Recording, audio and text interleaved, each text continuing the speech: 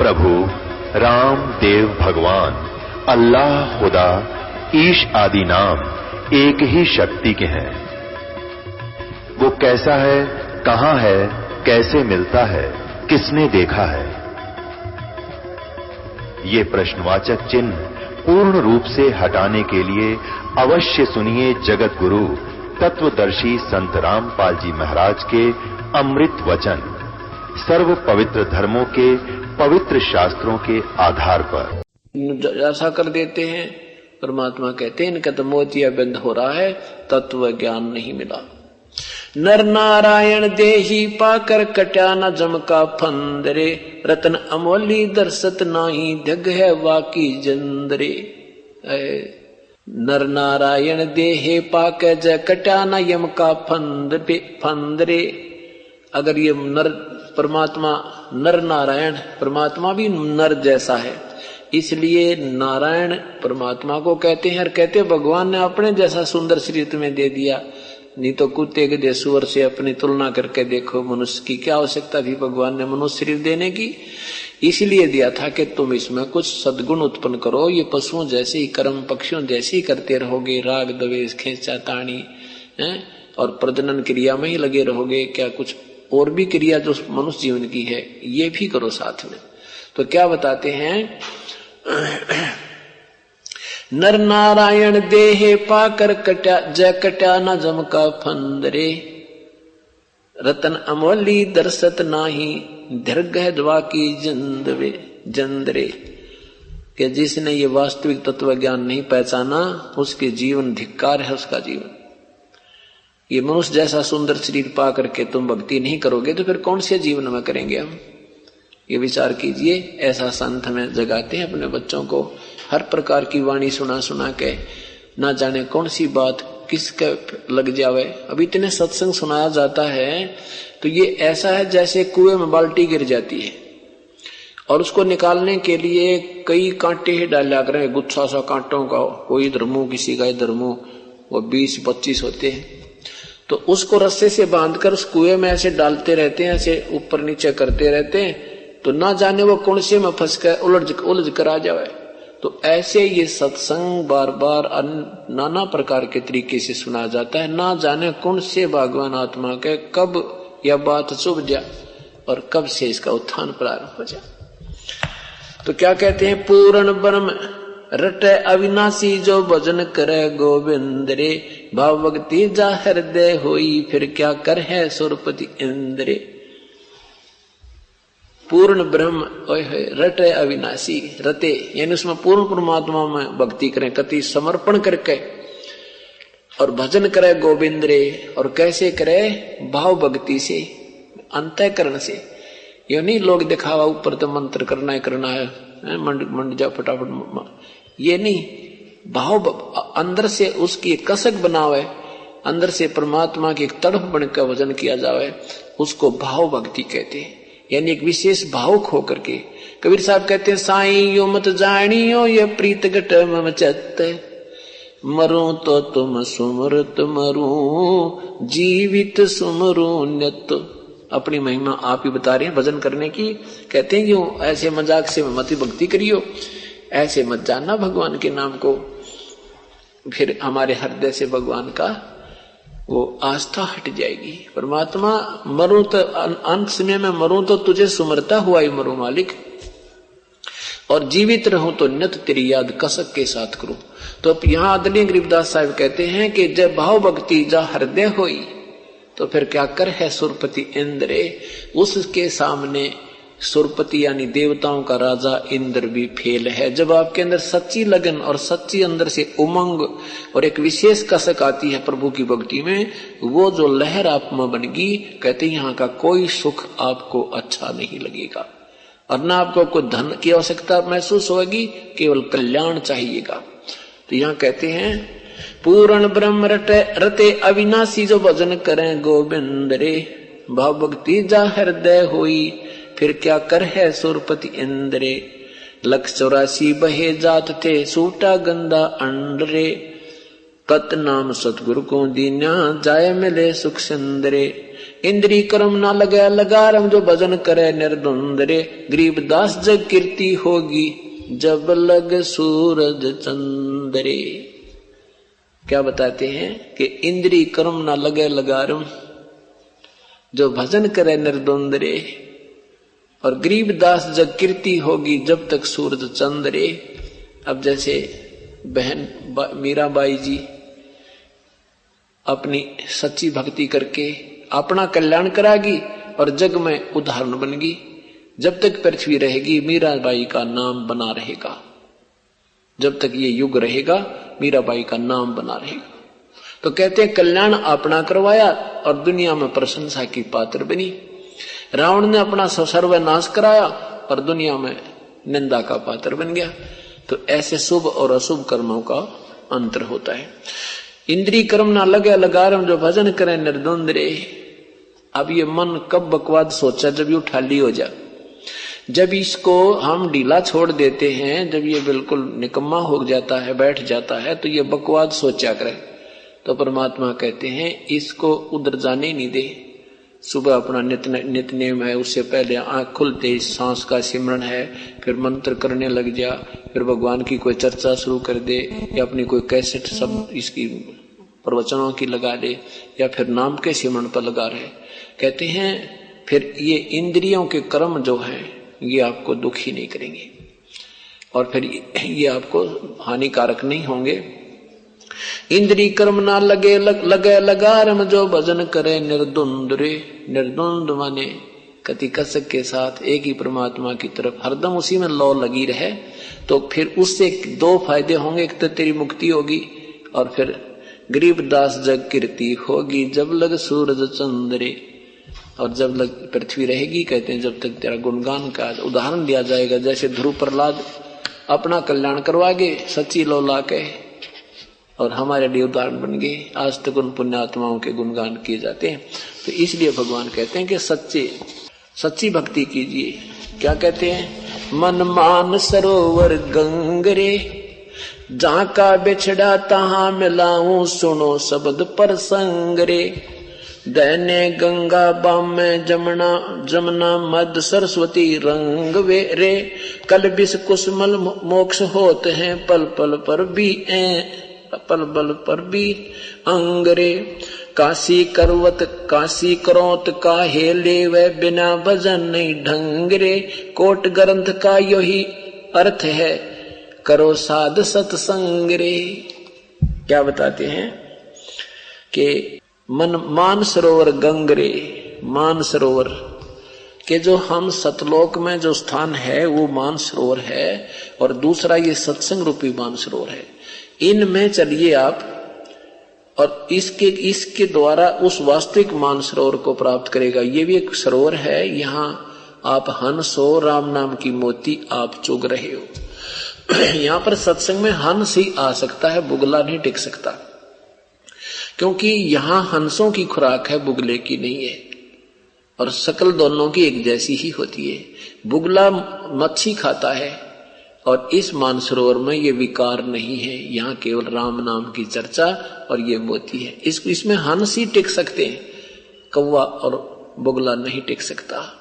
तो यहाँ इसलिए बता रहे हैं कि इस ये सत्संग रूपी मानसरोवर से फिर उस वास्तविक सतलोक रूपी मानसरोवर, यानी वहां जहां हंस रहेंगे हमारे, वो प्राप्त करोगे।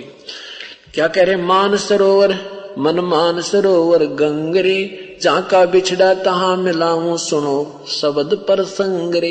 यानी सत्संग सुनो, सत्संग रूपी मान सरोवर मां के, और जहां से तुम आए थे बिछुड़कर वहीं ले चलेंगे, तुम्हें वहीं मिला देंगे। यही तरीका वहां जाने का।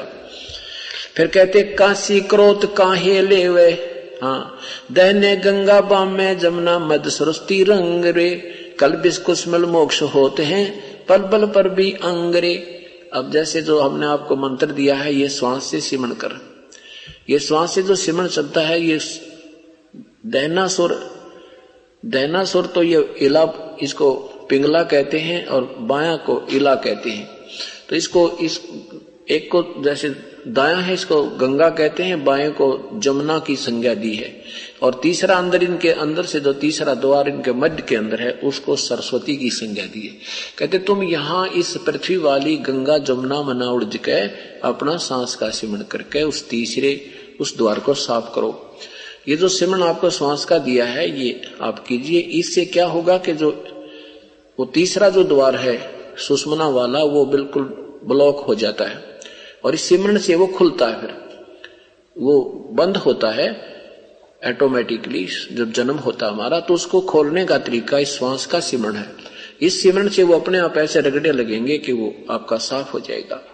जो जिसने श्वास का सिमरण मिल गया है, अब पहले वो बीड़ी पीते थे, अब उनको धुआं नहीं स्वाता, क्योंकि आपका सुषुम्ना द्वार साफ हो गया। आप चक्कर आने लग जाएंगे, आपकी ऐसी स्थिति हो जाएगी। आप करते रहिए। इसमें अब ये ना सोचना कि हमें कुछ दिख नहीं रहा, हमें कुछ ये बहकाने वाले बहुत मिलेंगे।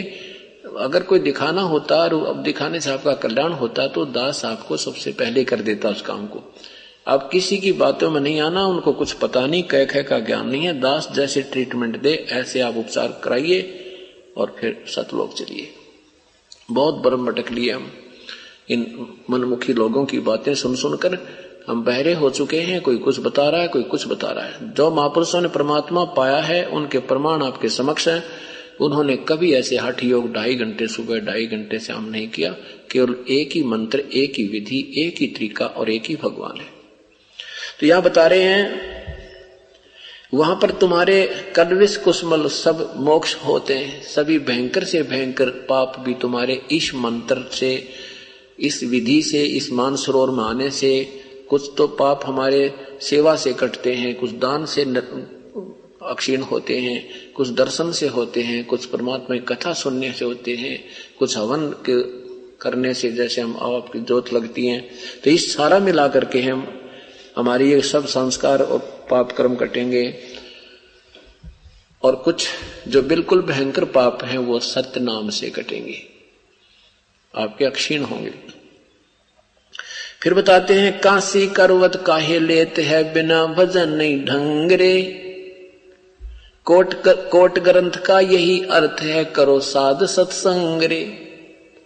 करोड़ ग्रंथों का एक निष्कर्ष है कि परम संत का, पूर्ण संत का संग करो, उसके सत्संग में जाओ। और काशी में काहे को क्रोध लेकर तो अपनी मुक्ति मानते हो इन मूर्खा के बकाए हुए। काशी में क्रोध लाया था, अभी कथा सुनाएंगे आज उसी प्रसंग पे। तो कहते काशी में क्यों अपना गल कटवा नादान। अरे सुनो शब्द प्रसंग रे। काशी क्रोध काहे लेवे बिना भजन नहीं ढंग रे। काशी क्रोध क्यों लेता है बिना सत भक्ति का। तेरा कितना ठिकाना कोई ना, कोई ढंग नहीं, कोई लाभ नहीं। और कोटि ग्रंथ का, करोड़ ग्रंथ का यही अर्थ है करो साध सत्संग रे।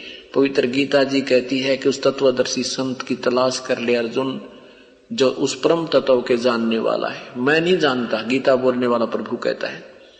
गीता जी के अध्याय नंबर 4 के मंत्र 34 में, पवित्र यजुर्वेद अध्याय नंबर 40 के मंत्र 10 में कहा है कि उस परमात्मा के विषय में कोई साकार बताता है, प्रकट होने वाला, कोई निराकार बताता है, भी वो कभी जन्म नहीं लेता, आदि आदि करके व्याख्या करते हैं। पर उसकी भक्ति और उसके विषय में कोई तत्वदर्शी संत ही बताएगा, उससे सुन। ऐसे पवित्र कुरान शरीफ में लिखा है कि वो परमात्मा कबीर है और वो सारी सृष्टि का रचनहार है। और उसकी खबर, उसके पाने की विधि किसी बाखबर से यानी तत्वदर्शी संत से पूछो। तो ये वही प्रमाण आदरणीय गरीबदास साहब कह रहे हैं कि काशी करवत काहे ले ही बिना भजन नहीं ढंग रे। कोट ग्रंथ का यही अर्थ है करो साध सत्संग रे। जब तक ये संत नहीं मिलेगा इतने आपका मुक्ति मार्ग प्रारंभ भी नहीं हो सकता।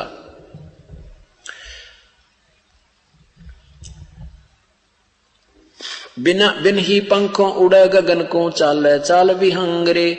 दिव्य दृष्टि तो दर्श करते हैं हरदम कला उमंग रे।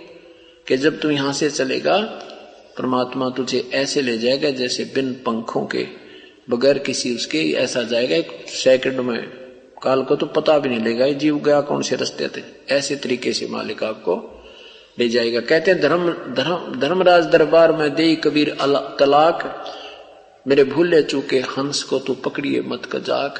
फिर कहते हैं चुंबक हमारा रूप है और ये लोहे रूपी प्राण, और धर्म राय तेरी बंधते ले उड़ू अचान, कि मैं ऐसे ले जाऊंगा अपनी प्यारी आत्मा को, पहले उनको तैयारी करवाओगे, इन्हें पता भी ना लगने दे। यहाँ पर कोई महसूस नहीं कर सकता ये परमात्मा है या क्या संत हैं, क्योंकि इस काल में भी धोखे में रखते हैं परमात्मा। इसलिए तो आदरणीय गरीबदास नानक साहब जी ने कहा ये ठगवाड़ा ठगी देश खरा सियाणा वो होता बार ये दानक रूप रहा करता है। कहते ये ठगवाड़ा ये किसी को पता नहीं लगने देता, ये इसको कोई नहीं पहचान सकता, ये भगवान बैठा लोगो भगवान बैठा। पर कौन सुने, क्योंकि हमारी थ्योरी बदल रखी है परमात्मा ऐसा होता है, ऐसा नहीं होता, परमात्मा ऐसा होता है। तो यहां क्या बताते हैं, दिव्य दृष्टि को दर्शन करते हैं हरदम कला उमंग रे। फिर आपकी जो दिव्य दृष्टि बनेगी उससे आपको प्रभु के कभी कभार दर्शन होया करेंगे। आप आंखें खुली हैं चाहे बंद हैं, एकदम एक पलक में कुछ झलक आ जाया करेगी, फिर वो खत्म हो जाएगी। इसका मतलब ये नहीं जिनको नहीं आ रही है कोई दिक्कत नहीं, अपनी भक्ति कीजिए, ये तो केवल दर्शनार्थ है। बाकी मुक्ति का मार्ग तो सिमरन और ये साधना ही, ये कमाई आपकी पूरी करनी पड़ेगी, यहां से कर्ज मुक्त होना ही पड़ेगा। अजप्पा जाप कहते प्रानंद निपा रख लीजिए। मूल मंत्र ओम अंगरे, गायत्री गलतान है सो हम सुरत सुहंगरे। अजप्पा जाप जपै निस्वासर जीत चलो जम जंगरे। अजप्पा जाप ये सिमरन जो सतनाम का है इसको अजप्पा जाप भी कहते हैं, इसको सतनाम के जाप को अजप्पा जाप भी कहते हैं।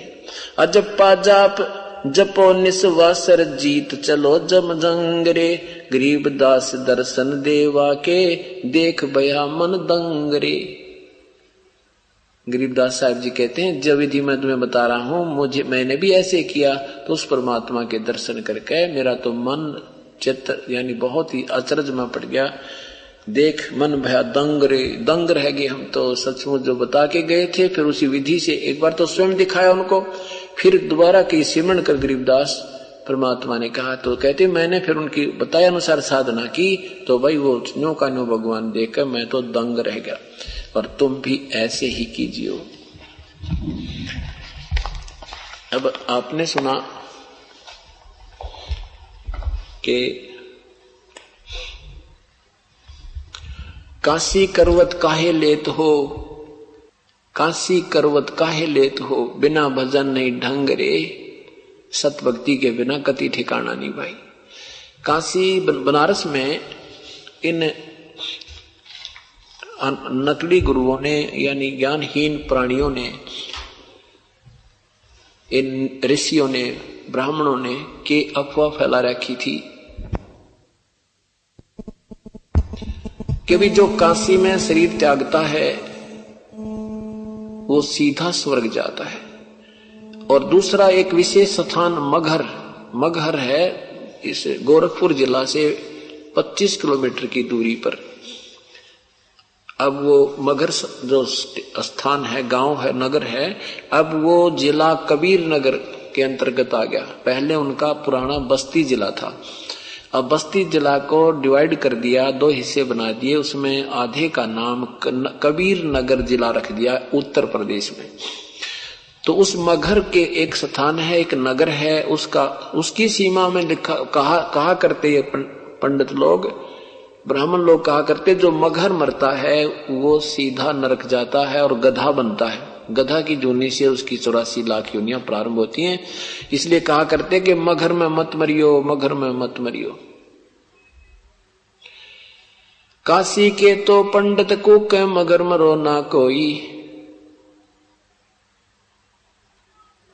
वह तो पृथ्वी सूची नाही, त्रिशंख पड़ा बिल्लाही।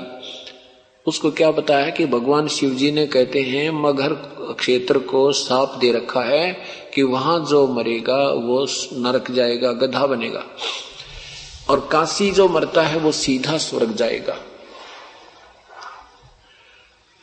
अब भोले भाले हिंदू अपने पूर्वजों ने, श्रद्धालुओं ने सोचा माता पिता का समय निकटाया हुआ है, क्यों ना अपने गुरुजी के वहां काशी बनारस में छोड़ दें, इनको स्वर्ग प्राप्ति हो जाएगी। अब उन नादानों ने ये पंगा मोलते ले लिया, फिर वह समस्या होगी, क्योंकि लोग अपने माता पिता को वहां छोड़ आवे और उन गुरुजियों को वो 10 रुपये उनका खर्चा होता, वो 20 रुपये मांग लेते महीने के, तो 20 रुपये दे देते कि मेरा गुरु पिताजी 2 साल भर के हैं, 6 महीने के हैं, कि भैया कितने दिन रहेंगे, और बार बार रहकर संभालते रहते। उन्होंने ये पंगा मोल तो ले लिया, फिर इस लोग भी घने हो गए, इनको रोके कहाँ, तो एक नई स्कीम और तैयार कर दी।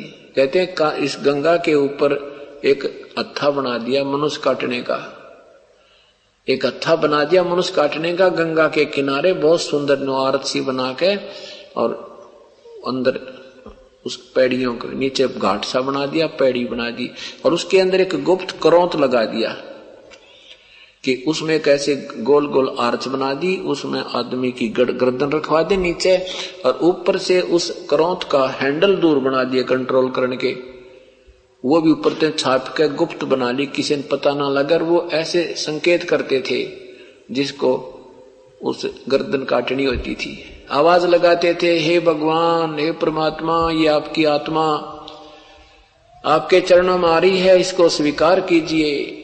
तो इस आवाज से वो करौंत कंट्रोल करने वाले उसको चला देते थे। वो कैसे करते थे कि जब उसकी गर्दन वहां रखवा दी ना, जहां करौंत का निशाना था, ऊपर आया करता उस दीवार के अंदर से, तो वहां रखवा देते थे, और फिर बाहर आकर आवाज लगाते थे, हे भगवान, आपकी आत्मा आपके चरणों में आ रही है, इसको स्वर्ग में स्थान देना। तो वो समझ जाते थे, उसके गुर्गे वो चला देते, उस करौंत को छोड़ देते, और वो आते ही उसका शीश काट देता और उसको दे दे, भाई ये तो गया स्वर्ग में। अब ऐसे लाइन लगी भाई, जिन्होंने शीघ्र जाना है भगवान के दरबार में, एक नई परमात्मा का आदेश हुआ है कि वो करौंत से गर्दन कटवा लो और स्वर्ग पहुंचो। अब बुजुर्ग आदमियों ने सोची भाई कल भी मरना, आज भी मरना। अपने बच्चों से कहने लगे, बेटा आप इनकी फीस दे दो गुरुजी की, हमारा नंबर आ जाएगा, हम शीघ्र चले जाएंगे। हम भी दुखी हो रहे हैं यहाँ वृद्धावस्था में, और स्वर्ग जाना ही है, कल जाना है, चाहे आज जाना है। इतनी बड़ी आत्मा थी, उनका ऐसा दुरुपयोग किया इन नादानों ने। ऐसे वो करौंत लेने लगी, और कहते हैं फिर भी मुक्ति को ना, इतनी सैक्रिफाइस कुर्बानी करने के बाद भी अगर चल ऐसे भी भगवान मिलता हो तो कोई दिक्कत नहीं, हम इसे भी स्वीकार करने को तैयार हैं, पर ये मिले तो को नानू। कहते बिना भजन नहीं ढंग वे, ये भक्ति करके यहाँ से पीछा छुटवाओगे, अपना ऋण मुक्त होगे तो वहां जाया जाएगा, ना को स्वर्ग ठिकाना और न ही ये करौंत लेना ही परमात्मा पाना है। और कबीर परमात्मा क्या कहा करते कि भाई सत भक्ति करने वाला सही साधक चाहे काशी मरो और चाहे मरो मगर में, वो अपने यथा स्थान पर जाएगा जहां की उसने भक्ति की है। ये तुम्हें गुमराह करते हैं, ये झूठ बोलते हैं, ये लालची लोग हैं तुम्हारे गुरु, ये अच्छे आदमी को ना।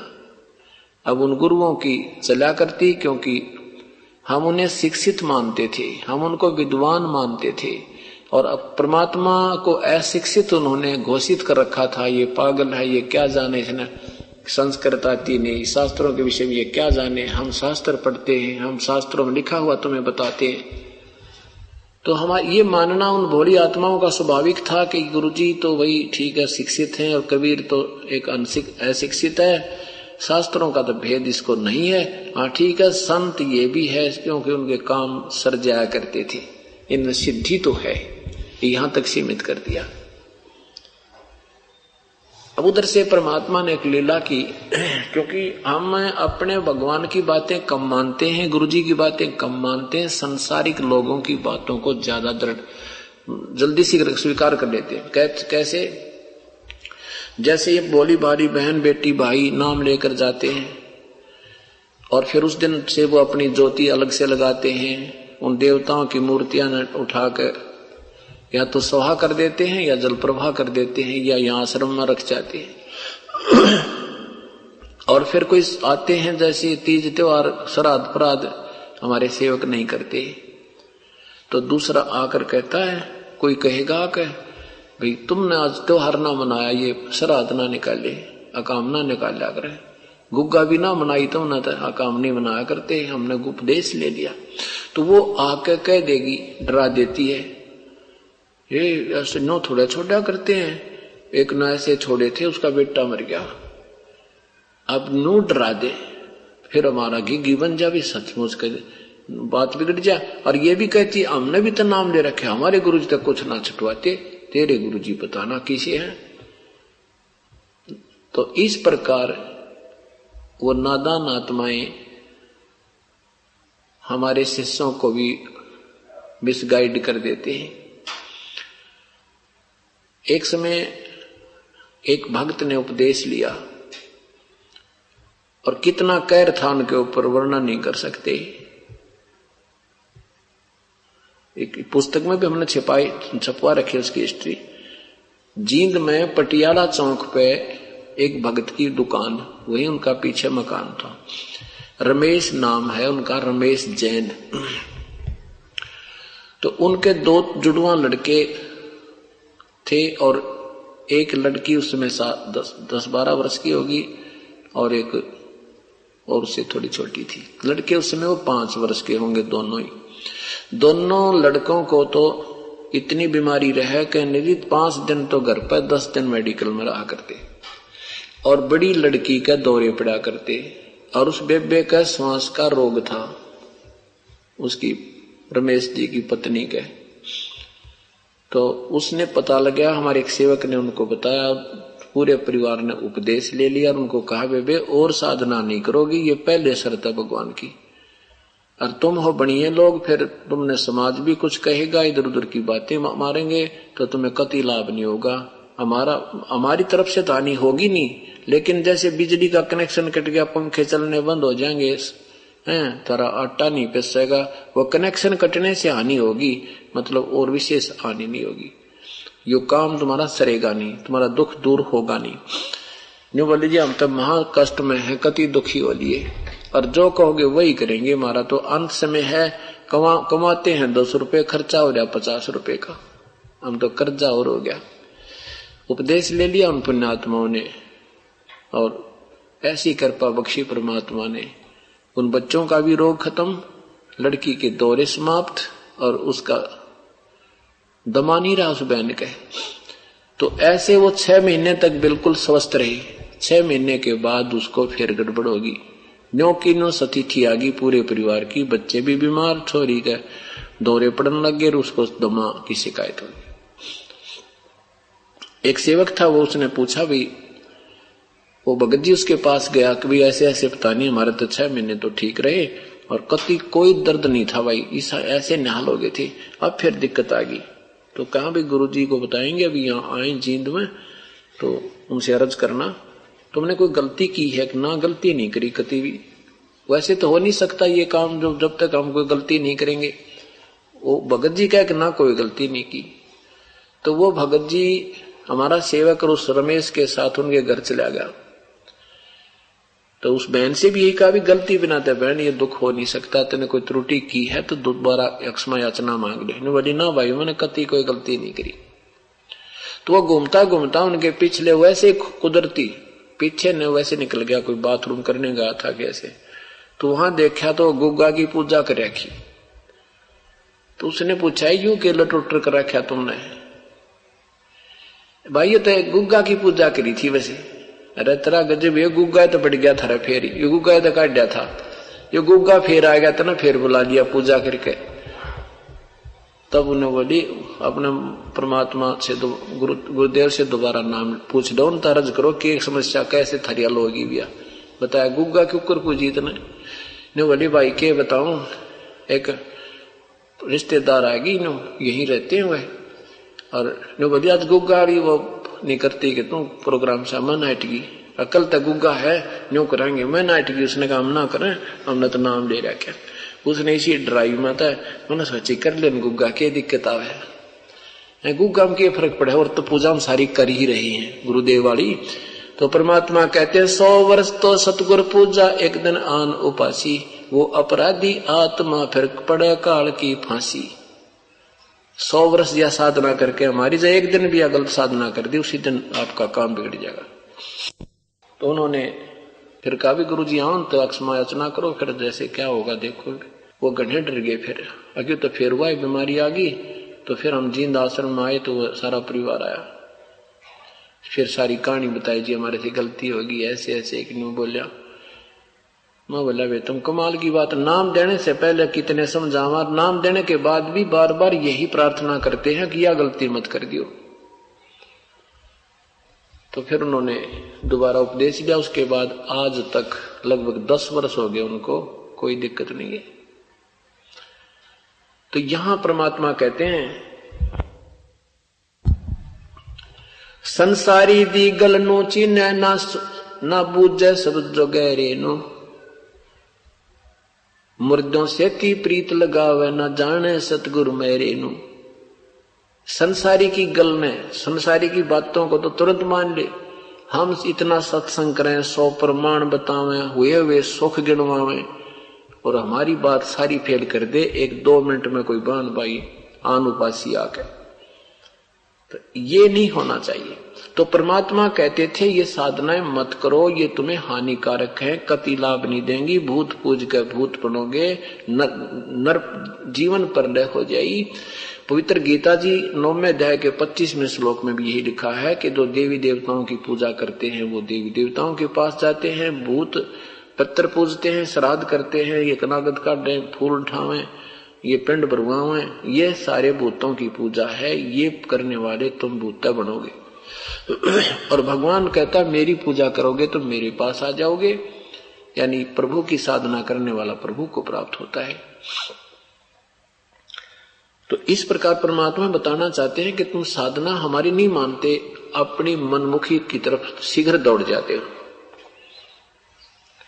तो ऐसे सिलसिला चलता रहा। अब परमात्मा से सुख गने हो रहे थे, इसलिए उनको भगवान मान रही थी। और लेकिन कोई अनजान व्यक्ति कह देता, उनकी भी मान लेते थे। भगवान तो है नहीं तुम्हारा गुरु जी, हाँ ठीक है सिद्धि युक्त संत है, छोटी मोटी सिद्धि सब में हो जाती है, भगवान तो राम था, श्री कृष्ण था।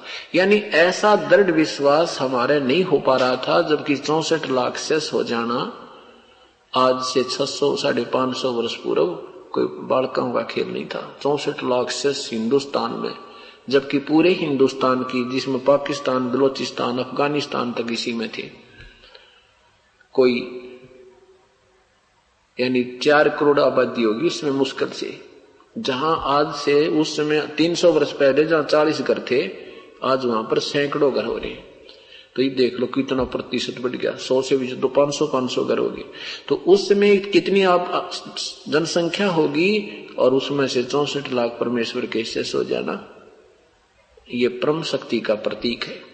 लेकिन भगवान नहीं माना, ये विश्वास दृढ़ उन नादान संतों ने होना नहीं दिया, ऋषियों ने, कि ये मालिक है। और जब तक हमारा अटूट श्रद्धा और बिल्कुल भगवान के तुल्य उसमें श्रद्धा नहीं होगी अपने गुरुदेव में, तब तक हम मुक्त नहीं हो सकते।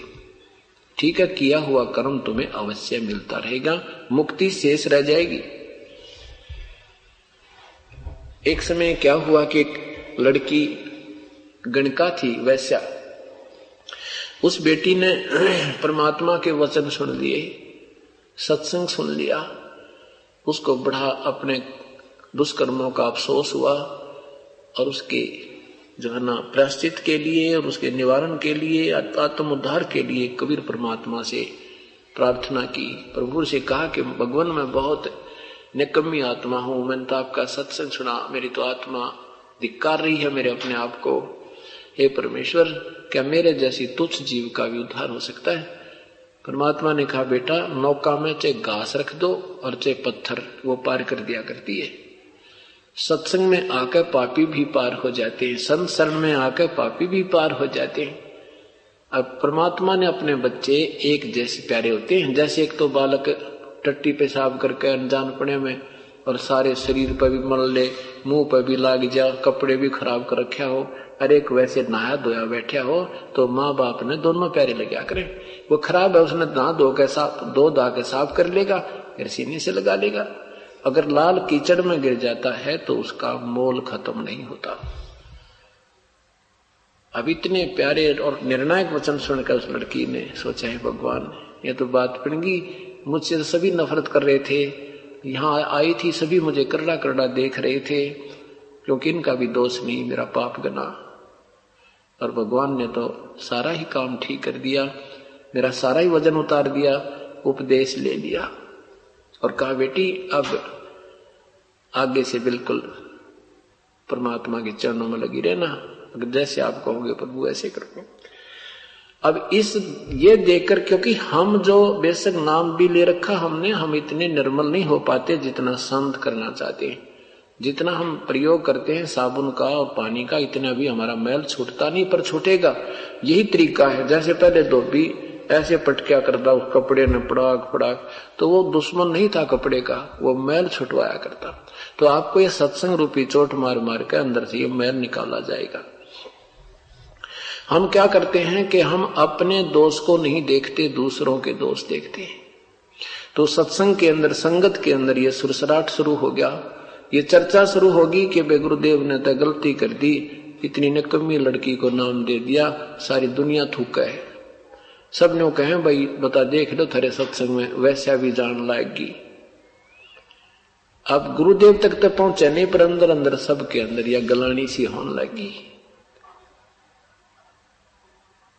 एक आध सेवक ने कह भी दिया कि जी ऐसे ऐसे बाहर वाले लोग, कुछ भगत भी कहते हैं कि लड़की यहां आती है तो लोगों की जुबान खुल रही है, कोई कुछ कह रहा है, कोई कुछ कह रहा है। परमात्मा सत्संग के माध्यम से समझाते हैं, क्या कहते हैं, कुष्टि हो वह संत बंदगी कीजिए, हो वैसा के विश्वास चरण चित दीजिए। यदि कोई कोढ़ी भी हो ना भक्त, उसे नफरत मत करना, वो साधना कर रहा है तो। और यदि वैसा तुम उसको वैसा मान रहे हो, उसने उपदेश ले लिया है, अब वो बुराई नहीं करेगी, लेकिन तुम उस दृष्टिकोण से ही सोचते रहते हो, यही त्रुटि है। कहते हैं हो वैसा का विश्वास चरण चित दीजिए। अगर वैसा को भी दृढ़ विश्वास होगा, नाम ले लिया है, तो उसका सत्कार कीजिए भाई, अनादर मत कीजिए। ये गीता जी में कहा कि कितना ही महादुराचारी प्राणी क्यों ना हो, वो भी साधु तुल्य ही होता है, भक्त के तुल्य ही होता है। समझना चाहिए कि वो धीरे धीरे आकर अपने विकारों को त्याग देगा। अगर उसे तुम नफरत करोगे, यहाँ नहीं आने दोगे, तो उसको पता कैसे लगेगा अपनी बुराइयों का, वो कैसे उसको त्यागने में समक्ष होगा, सक्षम होगा।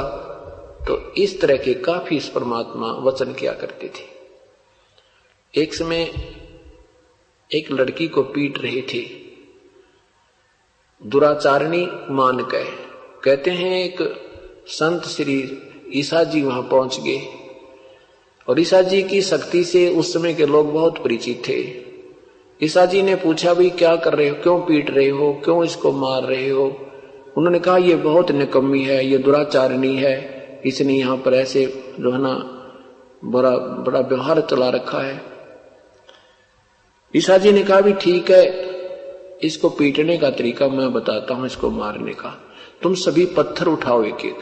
सबने एक एक पत्थर उठा लिया और इस लड़की का वो पत्थर मारा जिसने कभी भी ऐसा विकार ना किया हो, और नहीं तो अभी यही खत्म हो जाओगे। किसी के हाथ में पत्थर नहीं रहा, तले छोड़कर खिसक गए सभी। तो परमात्मा कहते बुरा जो देखण में चला, बुरा न मिला कोई, जब मन खोजा अपना ते मेरे तो बुरा ना कोई। हम अभी इसी चीज के आदि हैं, हम दूसरों के दोष देखते हैं, अपने को पीछे रख देते हैं, और जब हम अपने को टटोलेंगे तो हमें कोई बुरा नजर नहीं आएगा। इसलिए कोई बुरा भी है तो यही तो स्थान है, सरोवर है, जिसमें वो निर्मल होएगा। चाहे कोई शराबी है, चाहे अफीमी है, कोई चोर है, डाकू है, हाँ आना चाहिए, हमारी मर्यादा को निभाते हुए बैठे सत्संग सुनो, और ना जाने कब उसका उद्धार हो जाएगा। तो क्या कहते हैं, नहीं माने, परमात्मा ने बहुत कुछ कहा पर हमारी बुद्धि कच्ची है, हम अपने मालिक पर विश्वास ना करके अन्य लोगों को महत्व देते ही रहते हैं। परमात्मा ने सोचा जब ये इनका विश्वास मेरे पर है ही नहीं तो इस वजन को उठाकर मैं नहीं ठाई फिरूंगा। अब इनको पिछोड़ देखता हूं, इनकी एक पिछोड़ मार के देखता हूं। जैसे गेहूं का पीसना करा करे ना, छाछ में डाल के और ऐसे कर लेते हैं, इसका तो कनक रह जाती है, थोथा जो होता है वो उड़ जाता है। तो परमात्मा ने सोचा एक पिछोड़ लगा के देखता हूं कितने खरे हैं कितने खोटे हैं, इनमें परीक्षा लेता हूं। तो इसने परमात्मा ने क्या किया कि एक दिन उस लड़की से कहा, बेटी तू हमारे संग चलना और अपना पूरा हार श्रृंगार कर ले। परमात्मा ने कहा, बेटी तू पूरा हार श्रृंगार करके बिल्कुल सब गहने पहने पैर के और कल हमारे साथ चलना। अब लड़की ने कहा, पिताजी जैसे आप कहोगे, आपकी बेटी वैसे ही तैयार है, ये शरीर आपका है, आप जैसे आपकी आज्ञा। लड़की ने अगले दिन पूरा श्रृंगार करके, और कबीर साहब ने कहा अपने सेवक रविदास जी से कि रविदास जी एक हाथी किराए पे ले आ। वो हाथी किराए पे ले आया एक दिन के लिए और कहा तू पीलीवान बन जाना हमारा, और ऐसे ऐसे सारी क्रिया समझा दी उसने। एक गंगा जल एक शीशी में डाल के, बोतल में गंगा जल भर के, और लड़की को आगे, रविदास जी तो हाथी आंकरे थे, ड्राइवर थे, पीलवान थे, और बीच में लड़की बिठा दी, पीछे परमात्मा बैठ गए, लड़की के कंधे पर हाथ रख लिया और बोतल में गंगा जल डाल के नो पीवर भरे बाजार में के घूम गए। पूरे फुल बाजार जो काशी का पूरा आवागमन गणी थी। अब तुम सा देख रही हो के चाला हो रहा सरेआम, कहते भाई यो काशी वाला कबीर हो, जुलाया कबीर। हम तो पहले कहा करते हो भाई गंदा आदमी है, वहां लड़कियां जाती हैं, ऐसा है वैसे है तक जाती है। ये देख लो प्रसिद्ध वैसा को लिए शराब पी कर घूम रहा भाई। अब सारे आग की तरह ये फैल गई, दावानल की तरह बात चर्चा हुई, और कबीर साहब के शिष्यों को पकड़ पकड़ लिया। तुम क्या करते, देख तुम्हारे गुरुजी, देख तुम्हारे क्या ये हम क्या पाखंड रच रखा इसने, ये देखो ये लड़की को लिए फिर रहा। तो वो नकली तो शिष्य थे, परमात्मा ने तभी तो चाहा कि वे क्यों सिर पर वजन रखा। तो क्या कहते हैं, भाई मैं तो कदे कदे जाया करता, मैं तो कभी कभी जाता था, मैं तो एक दोस्त के साथ वैसे जाता था, मैंने गुरु ना बना रखा था। अब 64 लाख शिष्य ऐसे गए नरक में, ऐसे अपना कर्म बिगाड़ गए और भक्ति से वंचित रह गए। बड़ुआ बड़ुआ सब कहे कोई न जाने खोजे, दास गरीब कबीर कर्म वो बाटे सिर का बोझे। सब बड़ुआ बड़ुआ कह रहे हैं कबीर परमात्मा को, निकम्मा निकम्मा कह रहे हैं, कोई नहीं समझते ये कारण क्या है। वो तो अपने सर पे निकम्मों का वजन उतार रहे थे कि अब पता लगेगा मैं भगवान हूं या शैतान हूं, इनके अंदर कितनी श्रद्धा मेरे प्रति है। 64 लाख शिष्य सब बगावत कर गए। उधर से दिल्ली के बादशाह सिकंदर लोधी बनारस पहुंचे हुए थे। परमात्मा उसी समय छेड़ा करते, उसी समय कार्य करते थे जिसमें सिकंदर लोधी वहां आया हुआ हो, और साथ में वो शेख तकी जो उनका धार्मिक गुरु था वो भी साथ आया हुआ होता था। इस तरह परमात्मा विशेष छेड़ाछेड़ी उसी समय करते थे, एक शायद ये निकम्मा भी मान जाए किसी तरह। अब काशी के नगर के हिंदू मुसलमान सब क्यों सिरमदर्द तो पहले हो रहे थे कबीर साहब उनके, क्योंकि उनकी पोल पाने थे। दुखी तो वो पहले ही से थे, वो दाव की तलाश में थे कि आज बादशाह आया हुआ है, यहाँ का राजा तो इनका शिष्य है, वो हमारी सुनता नहीं। बादशाह आए हुए हैं सिकंदर लोधी, और सब इकट्ठे होकर वही पहुंच गए, हजारों कोई हजार की संख्या में। अब पब्लिक को देखकर राजा का पैर नहीं होते। राजा ने सोचा भी क्या बात होगी, क्या कहानी है, पूछो। पता चला तो ऐसे ऐसे जी, कमाल कर दिया उसने तो, जुल्म कर दिया।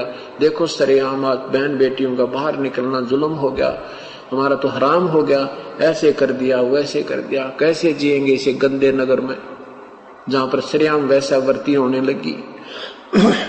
अब सिकंदर लोधी ने सोचा भाई कौन है वो, कि वो कबीर है, और जबकि 100 कम से कम 50 प्रमाण देख चुका था वो सिकंदर लोधी अपने भगवान की शक्ति के, अपना दुख भी निवारण हो गया था। लेकिन हम कच्चे ही इतने हैं। अब सिकंदर लोधी ने पब्लिक के दबाव में कहा कि लाओ उसको पकड़ के हथकड़ी ला के। शेख तकी कहने लगा मैं दूंगा इसको सजा। दे दे भाई पीर जी, आप दो सजा के दो। तो जनता को न्यू दिखाने के लिए तो लोग कह रहे हैं कि वो कहते हैं मैं तो झूठी अफवाहें फैला रखी है और कही सिकंदर लोधी को कि वो तो न्यू कहे है मैं सिकंदर का गुरु हूं, मुझे कोई नहीं टोक सकता, मैं ऐसे घूमा करूंगा, ऐसे करूंगा सारे बुरे कर्म। तो सिकंदर लोधी ने सोचा पब्लिक विशेष तुझे टारगेट बनाओगी। तो उस नादान ने अपने हाथों हथकड़ी लाई उस कबीर परमात्मा के कि दुनिया न्यू ना कह दे मेरा राज ना भंग हो जाए। ये परीक्षा थी नादानों की और सारे फेल होते चले गए। सिकंदर लोधी ने अपने हाथ से हथकड़ी लाई और गंगा में, और सिकंदर और शेख तकी ने कहा कि इसको गंगा में डालेंगे, गंगा में डबो देंगे, ये डूब कर मरने योग्य है। तो कहा कि ठीक है भाई आप जैसे उचित समझो ऐसे कर लो। कबीर परमात्मा को हाथ हथकड़ी गल में तोक और पैरों में बेड़ी डाल के नौका में बैठा के और उसमें गंगा की बीच धार में जाकर पूरी जो फुल स्पीड वहां पर बहुत तेज की धार होती है मध्य में, वहां जाकर 3-4 ने पकड़ कर न्यो पटक दिया और परमात्मा गंगा के पानी के ऊपर विराजमान हो गए और हथकड़ी और बेड़ी अब पर टूट गई। अब वो मर नहीं रहे, वो डूब नहीं रहे। शेख तकी ने कहा इसको पत्थर मार मार कर डबो दो। पत्थर मारे, पत्थर निकट भी नहीं जा।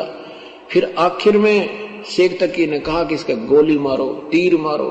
अब गोली मारे, तीर मारे, कोई तो उड़े फैस हो जा गोली, कहीं ऊपर न मुंह हो जा, कहीं इतनी दूर यूं चली जावे, एक भी परमेश्वर की तरफ गोली नहीं जा रही है। काफी देर लगे रही।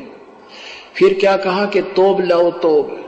शेख तकी ने तोब मंगवा ली। अरे तेरा गजब, ये कर्म ही नो एक व्यक्ति को मारने के लिए, और तुम इतने साजबाज जोड़ रहे हो फिर भी आंख नहीं खुली। ये चीज क्या है? क्या कहते हैं, देखत के तो नैन चसमियो फेरा मोतिया बंदरे। ये तो अंधे हो रहे हैं, इनका मोतिया बंद हो गया। इतनी समर्थ शक्ति देखकर भी फिर भी उसको ऐसे ही व्यर्थ समझ रहे थे कि ऐसा वैसा आदमी है। तेरा गजब भैया। कहते हैं 4 पहर तक 12 घंटे ये संघर्ष चला। परमात्मा का कोई आंच नहीं आई। दुनिया चारों तरफ खड़ी खड़ी देखे, हो मार दो न्यू कर रहे हैं और कुछ नहीं, तस से मस नहीं परमात्मा हो रहे। फिर प्रभु ने देखा कि ये शेख तकी जैसे मूर्ख इन अन्य आत्माओं को भी यहां खड़े रखेंगे। परमात्मा ने डुबकी लगा दी गंगा में। डुबकी लगा दी तो सबने सोचा मर गया डूब गया, कटा टंटा, चलो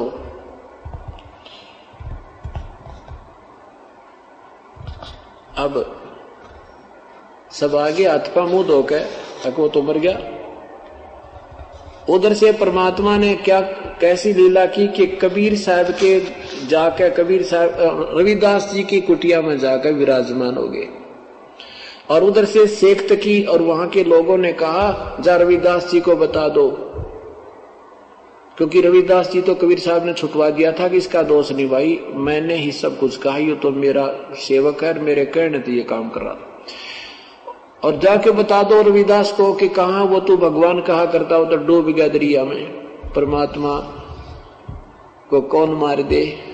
इधर से गए वो देखने के लिए, क्या देखा रविदास जी के कुटिया में बैठकर परमात्मा आराम से अपनी महिमा आप ही गुणगान कर रहा है बैठा बैठा। ऐसे झांकी में कह देखा वो भाग ले, कहने लगे कौन ही मरा, वो तो वो बैठा रविदास के कुटिया में, रविदास के घर पे। अब सारे उधर भाग लिए लाबड़दा, वहां देखा तो सचमुच यू बैठा। फिर भाग लिया उधर सिकंदर लोधी की तरफ कि वो तो नहीं मरा, अभी भी जीवित है। अब क्या करें कि उसको लाओ पकड़ के खुन्नी हाथी के आगे डाल दो। शेख तकी ने कहा खुन्नी हाथी से मरवाएंगे सबके सामने। वो तो जल में दूर था इसलिए उस पर कोई असर नहीं हुआ। अब हाथ पैर बांध कर परमात्मा के और ऐसे मैदान में डाल दिया। दर्शक चारों तरफ खड़े हैं और एक ऊंचे मचान पर राजा सिकंदर लोधी और वीर देव सिंह बघेल बैठे हैं। ये वहां यातना देने का एक ऐसा स्थल बना रखा था। एक खूनी हाथी को पीलवान के द्वारा लाया गया और उसको मद भी पिला दी गई थी हाथी को, और वो मस्त होकर के परमात्मा को मारने के लिए चला तो परमात्मा ने, कबीर साहब ने एक शेर रूप दिखा दिया उसको। ऐसा शेर रूप दिखा दिया जैसे कबीर साहब के पास शेर बैठा है, और तेरा गजब हाथी तो उल्टा भाग लिया, लीद करे, किलकी मारे। अब वो पीलवान ने सोची तेरी नौकरी गई, भी राजा बैठा, सारा काम बिगड़ गया, तेनू कहेगा तूने क्या हैंडल किया इसको। उसके बाले ठोके, हीखों में उसके अंकुश ठोके, फिर वापस करे मुंह परमात्मा, शेर देखते फिर हाथी किलकी मार दे, लीद करे, धूम बोझ ली। अब तीसरी बार तुम ऐसे काठी मोड़ मार कर लाए तो परमात्मा ने सोचा ये इस जीव को दुखी करेगा पीलवान, तो पीलवान को भी शेर रूप दिखा दिया। वो पीलवान हाथी से तले पड़ गया, देखते शेर की शेर नो बैठा जैसे अभी आया, हाथी तो वो नीचा, हाथी कहीं भाग गए। अब राजा ने कहा कि ये कैसा पीलवान था, इसको ऐसे कर दो वैसे कर दो। तो परमात्मा खड़े हुए, वो हथकड़े वो बांध रखे थे, वह सब टूट गए बंधन, और खड़े हुए तो सिकंदर लोधी को ऐसा दिखा जैसे ये भगवान ऊपर से लेकर आसमान तक, नीचे से लेकर आसमान तक, इतना लंबा चौड़ा शरीर और तेज नूर निकल रहा परमात्मा का। कालजा कांप गया, कलेजा कांप गया, हृदय कांप गया सिकंदर लोधी का, और सारा कांपता हुआ नीचे उतर का मचानते और नीचे आकर दंडवत प्रणाम की, मुझे बख्श दो, हे अल्लाह की जात मुझे बख्श दो, मेरे से गलती होगी, मैं पहचाना नहीं। परमात्मा कहते हैं तुम पहचानोगे नहीं क्योंकि तुम्हारी बुद्धि मोटी होगी। इस प्रकार परमेश्वर के साथ क्या बताते हैं, आदरणीय गरीबदास साहिब जी की वाणी सुनाता हूं। जड़िया तोक जंजीरे गल साहा सिकंदर आप, गरीबदास पदली ने है वो तारी अजप्पा जाप।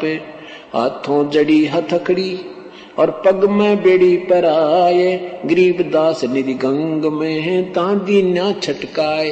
बीच में ठोक दिया। जड़ गए तोक जंजीरे सब वो लगे किनारे आए, गरीबदास देखे खलक सो का जी बादशाह। नीचे नीचे गंगा जल ऊपर आसन थी, गरीबदास डूबे नहीं बैठे अधर कबीर। यो अचरज कैसा भया ये देखे दोनों दीन, गरीबदास काजी कहे ये बांध दिया जलसीन। क्या कहते हैं वह काजी मूर्ख ने कहा इसने जल बांध दिया, जहां तो ना डूबता, तुम बैठो नहीं बंदे बंदाए में डूब गए, देखो नको में। यानी मानना नहीं हमने, उसकी कोई और अटकल बना के और अपनी प्रभुता ऊपर रखी, इसलिए हम फेल रहे। गल में फांसी डारे करे बांधो सिला सुधारे, गरीबदास झूल दी जब डूबे गंगधार। कहते नहीं डूबे तो उसके गल में भी दोबारा पकड़ के लाए, फिर उसके गले में सिला पत्थर मोटे मोटे बांध के फिर पटक दिया, वह सिला भी टूट गई और परमात्मा फिर भी बैठे। तीर बाण गोली चला ये तोप रखले सोर, गरीबदास जुल्हदी के गई एक नहीं ओरे। जुल्म होया डूबे नहीं, शस्त्र लगे ना बाण, गरीबदास इस अब कौन गति, इसके क्यों कर लेवा प्राण। किसको कैसे मारा, उमरता तो सही नहीं। चार पैर गोले बगे वो दमी मुल्क मैदान, गरीबदास पोखर सोखे रहे कबीर अमान। अदरधार गोले बहे वो जल के बीच गभाक, गरीबदास उस जुल्हदी पर वो शस्त्र छूटे लाख। अब क्या बताते हैं कि ना जाने कितना प्रयत्न किया उन्होंने, पर परमात्मा डूबे नहीं। सिंह रूप साहेब भया वो भाग्य उल्टे फील, गरीबदास नहीं समझती ये दुनिया खलील। के परमात्मा को देखकर वो हाथी, फील माने हाथी, उल्टा भाग गया। और यह नादान दुनिया फिर भी ना समझी रहे, ऐसे चमत्कार देख कर चरणा में गिर जाओ। कम से कम इब कोई जादूगर राजा छोटा सा वो भी 100 न प्रभावित कर दे। और परमात्मा ने ऐसी लीला दिखाई, फिर भी हमारी अकल ठिकाना आई नहीं, क्योंकि नकली संतों ने नहीं आने दी।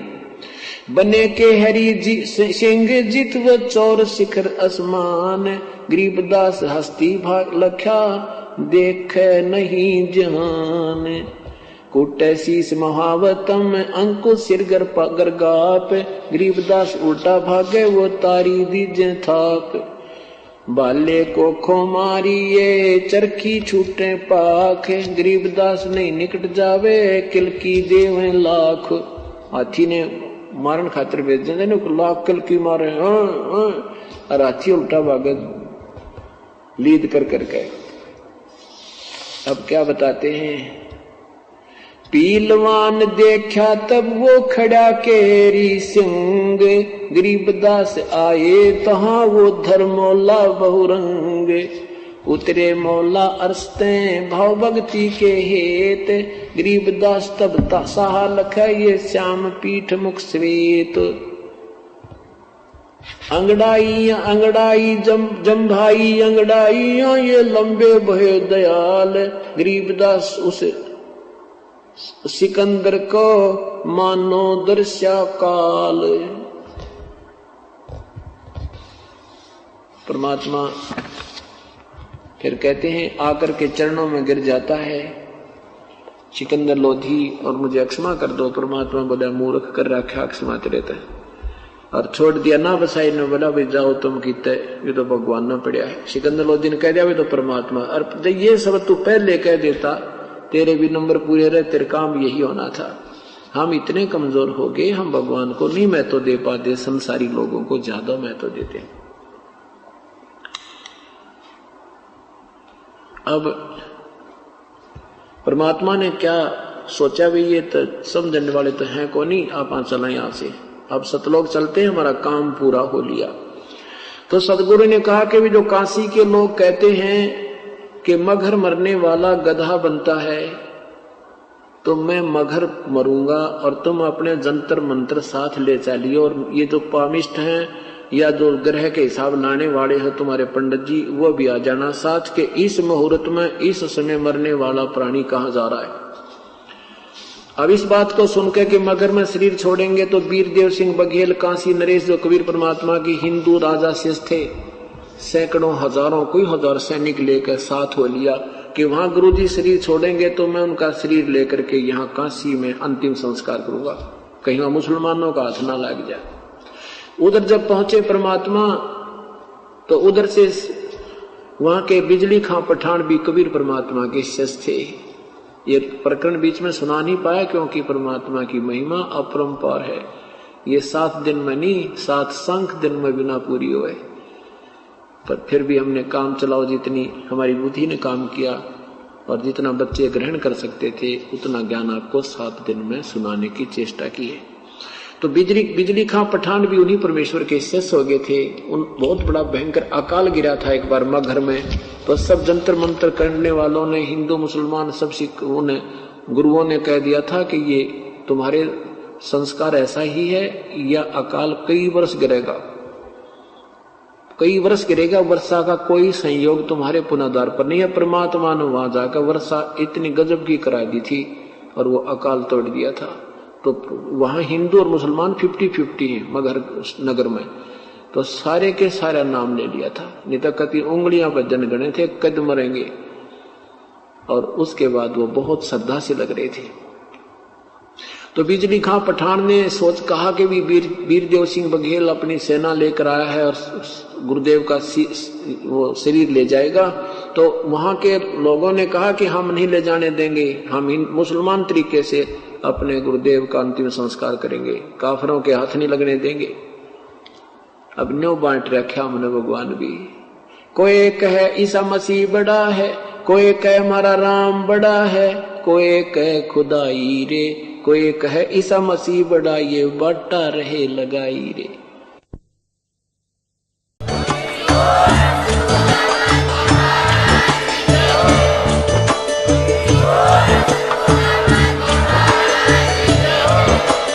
आप सुन रहे थे जगत गुरु तत्वदर्शी संत रामपाल जी महाराज जी के मंगल प्रवचन। अधिक जानकारी के लिए विजिट कीजिए हमारी वेबसाइट www.jagatgururampalji.org। संत रामपाल जी महाराज जी के शुभ आशीर्वाद से पूरे विश्व भर में 500 से भी ज्यादा नाम दीक्षा केंद्र हैं, जिन पर संत रामपाल जी महाराज जी द्वारा ऑनलाइन निशुल्क नाम दीक्षा दी जा रही है। अपने नजदीकी नाम दीक्षा केंद्र का पता करने के लिए संपर्क करें 8222880541।